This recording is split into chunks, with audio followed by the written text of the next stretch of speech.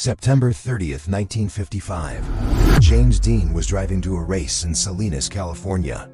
He never arrived. At just 24 years old, Hollywood's brightest rebel was gone, killed in a car crash that witnesses say didn't make sense.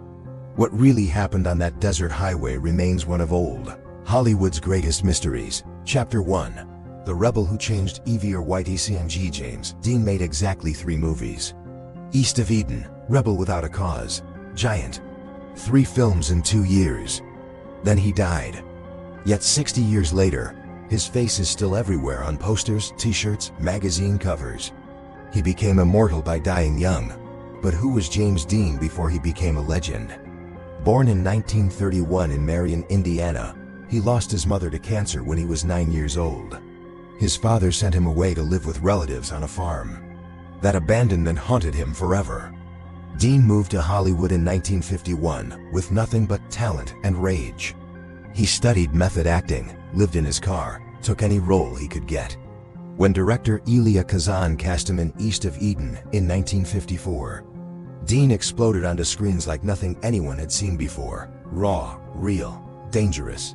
Teenagers saw themselves in him, the anger, the confusion, the desperate need to be understood. Adults saw a threat to the establishment. Studio executives saw dollar signs. James Dean saw a cage being built around him, and he drove fast to escape it. By September 1955, he'd finished 3 films and bought a silver Porsche 550 Spider. Friends begged him to slow down. He told them, "I want to live fast, die young, and leave a beautiful corpse." 3 weeks later, he got his wish. Chapter 2. The Boy Who Never Belonged. You do to understand what happened on that highway, you have to understand what drove James Dean, literally and figuratively. The abandoned 9-year-old never stopped looking for somewhere to belong. After his mother's death, his father Marcus couldn't handle raising a child alone. So he shipped Jimmy off to his aunt and uncle's farm in Fairmount, Indiana. The message was clear: you're not wanted here. Dean spent his teenage years performing in school plays, riding motorcycles, and building walls around his heart. He was brilliant but difficult, talented but impossible to control. Everyone who tried to get close said the same thing: James Dean was always running from something. Even when he was standing still. He moved to California after high school, then to New York to study at the Actors Studio. Lee Strasberg saw genius in him. Other students saw someone who couldn't separate acting from reality. Dean lived inside his roles, brought his pain to every character, and never quite came back to himself when the camera stopped rolling. When Hollywood finally wanted him, he was already broken. The fame just made it worse. He told friends, "They're trying to turn me into a product, a thing they can sell." So he bought fast cars and drove like he was trying to outrun his own shadow. Chapter 3. 3 films and a death wish. East of Eden premiered in March 1955. Critics called Dean a revelation. Rebel Without a Cause finished filming in May. It wouldn't be released until after his death. Giant wrapped in September, just weeks before the crash. 3 films, each one exploring the same theme: young men desperate for connection, destroyed by the world around them. Dean wasn't acting, he was confessing. On the set of Giant, co-star Elizabeth Taylor became his closest friend. She saw through the rebel image to the scared boy underneath. "He was the loneliest person I ever met," she said later. Like he was already a ghost. Director George Stevens noticed something else: Dean's obsession with speed. Between takes, he'd race his motorcycle around the Texas locations.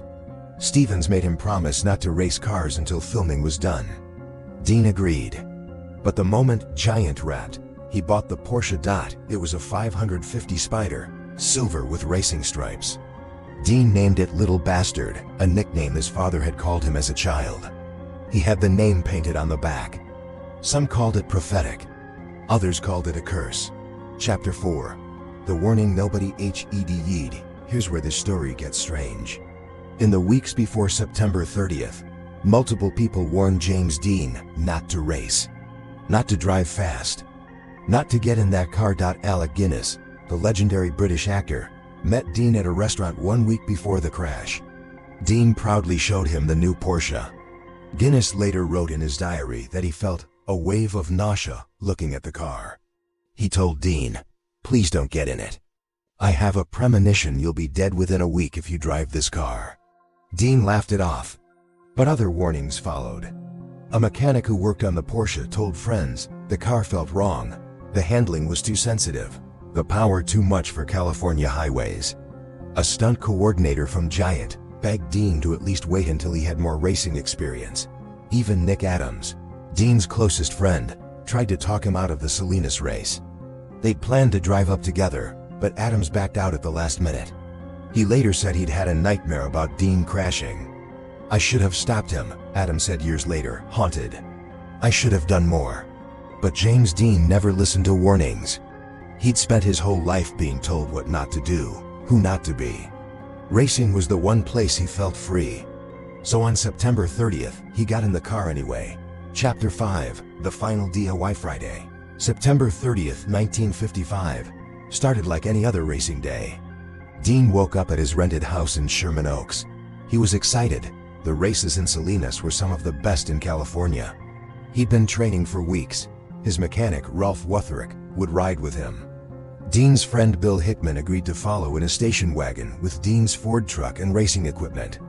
They planned to leave around noon, drive the 300 miles north, and arrive by evening. But there was a problem. Warner Brothers didn't want their rising star racing cars. The insurance risk was too high. Dean's contract technically forbade it. So he told the studio he was going to a publicity event in Salinas instead. One more lie in a life built on performing. Around 1:30 p.m., they stopped at a restaurant in Sherman Oaks. Dean seemed happy, joking with friends, talking about upcoming projects. He'd just been cast in Somebody Up There Likes Me, a boxing film that Paul Newman would eventually make after Dean died. At 2 p.m., they hit the road. Dean was wearing a white t-shirt, red jacket, jeans. No helmet. Racing helmets weren't required in 1955. Just a young man, a fast car, and a highway stretching into the desert. At 3:30 p.m., a California Highway Patrol officer pulled Dean over for speeding doing 65 in a 55 zone. He wrote a ticket. Dean signed it. They drove on. That ticket still exists in police archives, James Dean's signature. Written 2 hours before he died. Chapter 6.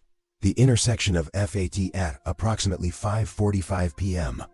James Dean was approaching the intersection of Highway 466 and Highway 41, near Colami, California. The sun was low. The road was straight. Visibility was clear. Driving toward him from the opposite direction was a 1950 Ford Tudor, driven by 23-year-old Donald Turnipseed, a college student heading home. Both cars were approaching the intersection at the same time. What happened next has been analyzed, debated, and questioned for nearly 70 years. According to the official report, Turnipseed turned left across Dean's lane. Dean, traveling at high speed, couldn't stop in time. The Porsche hit the Ford's passenger side. The impact was catastrophic. Ralph Wutherick was thrown from the car. He survived with serious injuries. Donald Turnipseed walked away with minor bruises. James Dean was crushed inside the crumpled Porsche, his neck broken, his body shattered. An ambulance arrived within minutes, but it was too late. He was pronounced dead on arrival at Paso Robles War Memorial Hospital at 6:20 p.m., 24 years old. 3 movies, gone. But here's what doesn't make sense. Multiple witnesses gave conflicting accounts. Some said Turnipseed's car was already in the intersection when Dean arrived. Others said Dean was driving too fast to see the turn signal. One witness claimed a third car was involved, a black sedan that disappeared before police arrived. Chapter 7. The evidence. That doesn't add up. The official investigation was shockingly brief. Police interviewed a few witnesses, determined Turnipseed had made an unsafe left turn, and closed the case. No charges were filed. The crash was ruled an accident, but the evidence raised questions. Dean's Porsche was small and silver, difficult to see at dusk. Some claimed Turnipseed simply didn't see the approaching car. Yet other witnesses said Dean's headlights were on. How do you miss oncoming headlights on a straight desert highway? Then there's the speed.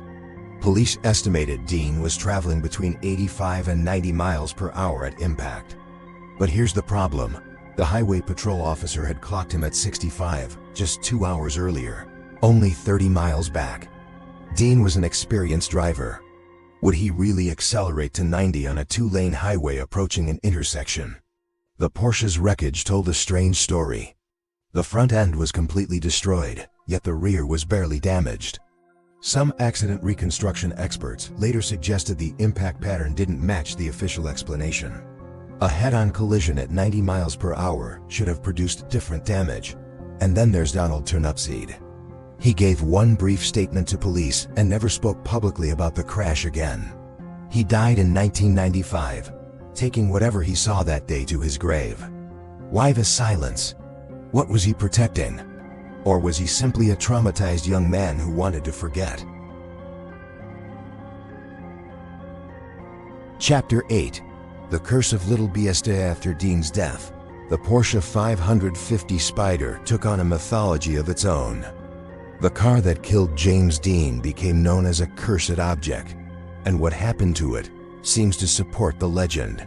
George Barris, a famous car customizer, bought the wrecked Porsche for parts.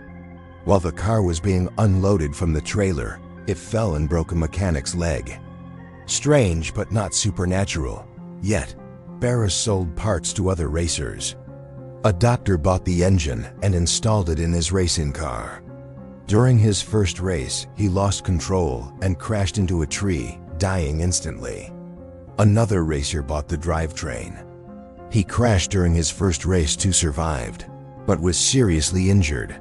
The Porsche's shell was used as a safety exhibit, touring high schools to warn teenagers about reckless driving. During the tour, the garage where it was stored burned down. Everything was destroyed except the Porsche. In Fresno, the car fell off its display, crushing a teenager's hip.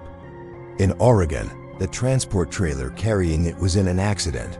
Then, in 1959, the remains of Little Bastard were being transported to a safety exhibit in Miami. Somewhere in transit, the car vanished. It was never seen again. No theft report. No investigation. Just gone. Some say it was destroyed to end the curse. Others believe it's still hidden somewhere, waiting. Chapter 9. The Conspiracy Theories. Theory 1. It was simply a tragic accident. A young driver going too fast, an older driver making an unsafe turn, bad timing, and worse luck. No conspiracy. No mystery. Just the random cruelty of the universe, but others aren't convinced.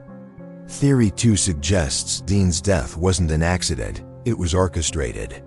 By whom? Some point to the studio system. Warner Brothers stood to lose millions if Dean kept racing and got injured. His contract was worth a fortune. Did someone tamper with the car? Cut the brake lines? Ensure the crash would be fatal? Theory 3 involves Donald Turnipseed. Some researchers claim he was paid to cause the accident, that he deliberately turned in front of Dean's car. Why? To eliminate a rising star who was becoming too rebellious, too independent, too dangerous to control. Turnipseed's lifelong silence is cited as evidence, but there's no proof. Only suspicion. Theory 4 is darker. James Dean wanted to die.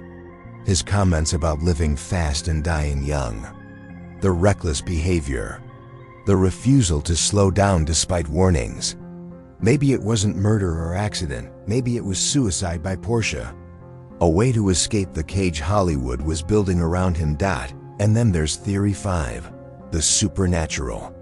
Alec Guinness's premonition. The cursed car. The vanishing wreckage. Some believe Dean was marked for death, that fate, not physics, killed him that day. Chapter 10. The Legend That Won't Die, Rebel Without a Cause, was released 1 month after Dean's death. Teenagers filled theaters to see their fallen hero. They cried. They screamed. They made James Dean bigger in death than he ever was in life. Giant came out a year later. Dean's final performance earned him a posthumous Oscar nomination, the first actor ever nominated after death. He didn't win, but it didn't matter. He'd already won something bigger. Immortality. The teenager who felt abandoned became the eternal symbol of youth rebellion. The actor who made 3 films became more famous than stars who made 50. The boy who wanted to belong became an icon who belongs to everyone. 60 years of posters, t-shirts, coffee mugs, and cheap imitations. 60 years of live fast, die young quotes on social media. James Dean has been dead longer than most of his fans have been alive, yet he's never left our culture. We won't let him. But what would the real James Dean, not the legend, not the icon, but the scared kid from Indiana who just wanted to think about all this? Would he be proud? Or would he be horrified that the thing he was running from finally caught up and turned him into exactly what he feared most? A product. A thing to be sold. Final cliffhanger. The official police report says James Dean died in a simple traffic accident. But 3 pieces of evidence were never explained. First, multiple witnesses reported seeing a black sedan near the intersection just before the crash. One witness said it was driving erratically, possibly chasing Dean. When police arrived, that sedan was gone. It was never identified. The witness was never called to testify. Second, the impact pattern on Dean's Porsche suggested a collision angle that doesn't match Turnipseed's left turn. Some accident experts believe a third vehicle struck Dean first, causing him to swerve into Turnipseed's path. The official report dismissed this theory without investigation. Third, in the months before his death, Dean told several friends he believed someone was following him. He mentioned a black car that appeared outside his house multiple times. He thought it was studio security keeping tabs on him.